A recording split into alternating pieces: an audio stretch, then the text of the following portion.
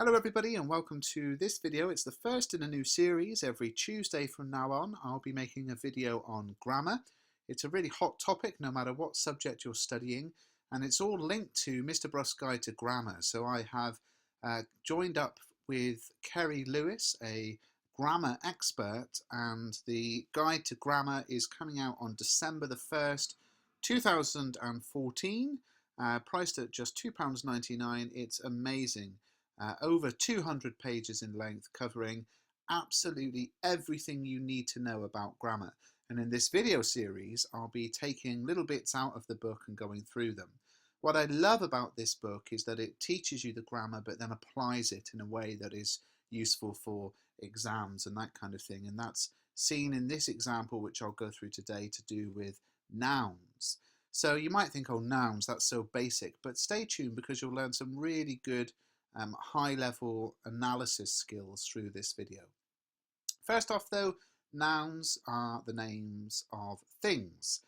When you've got one thing, for example a pen, we call it a singular noun, and when you have two or more things like pens, that's a plural noun, and a lot of nouns become plurals by adding an S to them, but there are exceptions, and what I'm going to go through just briefly are the different types of nouns. So everything you see on the screen comes from the ebook, which you can pick up through following the link in the description.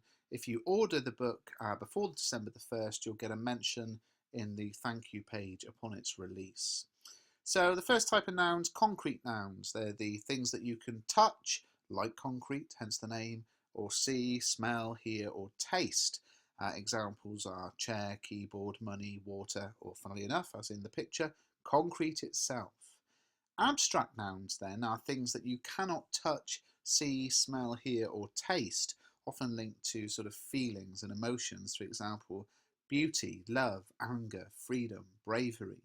Now you might think something like beauty, you can see beauty, but you're not actually looking at beauty, are you? You're looking at hair, eyes, teeth. That isn't actually beauty that you're looking at. So those are abstract nouns. Proper nouns name a specific person, a place, an organisation, or a thing, and they always begin with a capital letter. For example, Jim Smith, Swansea, Buckingham Palace, the Statue of Liberty. And that's quite an easy type of noun that most people know about. Collective nouns, which we'll come back to in a bit, are where we give a specific word for a group of things. For example, if you've got a group of geese, like in this photo, we call that a gaggle of geese. A group of poems we call an anthology of poems, and those are collective nouns. Compound nouns are where two or more nouns are joined together. Hosepipe, football, so you've got, foot and ball, two nouns joined together to make a compound noun. It gets a little bit more complex now thinking about countable nouns, things that we can count and therefore can make plurals. So boy, plural boys, chair, plural chairs, keyboard, plural keyboards. Where it gets difficult, I think, is with uncountable nouns, which are things that you cannot count. They don't have a plural form. For example, money, water, sugar. You might say, well, you can count money, but you're not actually counting money, are you? You're counting coins or pounds, and you can see it that money is uncountable because you wouldn't say monies, waters, sugars. So that's uncountable. You might think you would say sugars, 2 sugars in a cup of tea, but you're actually shortening 2 spoonfuls of sugar or 2 cubes of sugar. So why is all this important? Why do I need to know about these types of noun? What we've looked at so far is probably something most people learn in primary school, even if they do forget it. But there are 3 really good things about having a sort of solid knowledge of nouns. The first is they show off your vocabulary. Quite often when a student is writing, their sort of writing skills, the vocabulary they have is quite limited. While if you know collective nouns, a few of the impressive ones, such as an eloquence of lawyers, these are jumbled up by the way, this is one of the tasks in the grammar ebook, the answers follow it, but if you can say, an eloquence of lawyers or a prickle of hedgehogs, the knowledge of a few impressive collective nouns can just really show off and widen your vocabulary, which is one good thing. Something really good for language analysis though is that knowledge of nouns can help you when you're analysing a text. So if you're doing the current GCSE, there's a language analysis question, but in the new GCSEs, there are also going to be language analysis questions. And I'll give you an example. The book The Moonstone is thought of as the first ever work of detective fiction written by Wilkie Collins, and funnily enough has a character called Mr. Bruff in it, which I always find quite amusing. Here's an extract.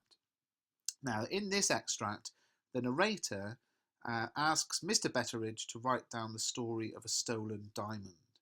And if you were to analyse the nouns in this extract, you could actually really come up with some high-level language analysis. So if you want to, you can pause the video and pick out the nouns. By the way, this video is dedicated to Miss Woodlake, trainee teacher, superstar in the making. So shout out to you, Miss Woodlake. Now, in this paragraph then, there are a number of nouns. In this matter of the diamond, he said, the characters of innocent people have suffered under suspicion already, as you know. The memories of innocent people may suffer hereafter for want of a record of the facts to which those who come after us can appeal.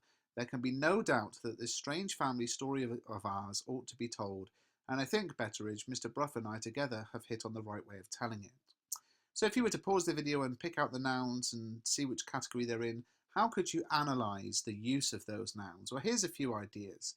Firstly, the concrete noun diamond looks odd, as it's been capitalised to become a proper noun, emphasising its importance to the characters and the story. The abstract nouns, characters, as in reputations, suspicion and memories, all have a sort of similar vibe to them. They all set the tone of an inquiry. The Moonstone is, after all, believed to be the first ever detective novel in English. So there's a kind of pattern of nouns to do with the same sort of topic that is used to set that tone. And of course, the proper noun Mr. Bruff adds weight to the speaker's request. You sense the speaker has ganged up with Mr. Bruff behind the scenes to persuade Mr. Betteridge to write his version of the story. So there's an example of how knowledge of nouns and the different categories of noun can help you to analyse the language in a text. Finally, though, they help you to understand grammar rules. So, for example, less and fewer. You might not know when to use less, when to use fewer, but if you actually look at the rules, they will make it very clear as long as you know about nouns. So the rules are that if we have plural countable nouns, we use the word fewer, and if we have uncountable nouns, we use the word less. So going back to our example, if we say there are fewer chairs here than there should be, because chairs is a plural countable noun.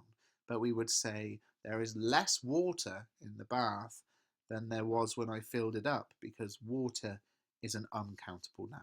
We wouldn't say there are less chairs, and we wouldn't say there are fewer water. So understanding nouns will help you to understand when to use certain words. This is just one example. So, if you are interested in more information on grammar, please do follow Kerry Lewis, the author of the Grammar Guide, at Mrs_SPAG, spelling, punctuation and grammar, that's short for. And her whole Twitter account is just really, as it says on her bio there, spreading a love of spelling, punctuation and grammar, plus anything else that's interesting. Really, really good tweets on all sort of grammar topics. And as I say, please do pick up Mr. Bruff's Guide to Grammar, Spelling, Punctuation and Grammar, sponsored by Owl Education, a really fantastic guide. I honestly think if you buy this, you will not be disappointed. It is an amazing book. It should retail at $14.99, but we're committed to pricing it at a price that means everybody can afford it, so £2.99, and you won't be disappointed.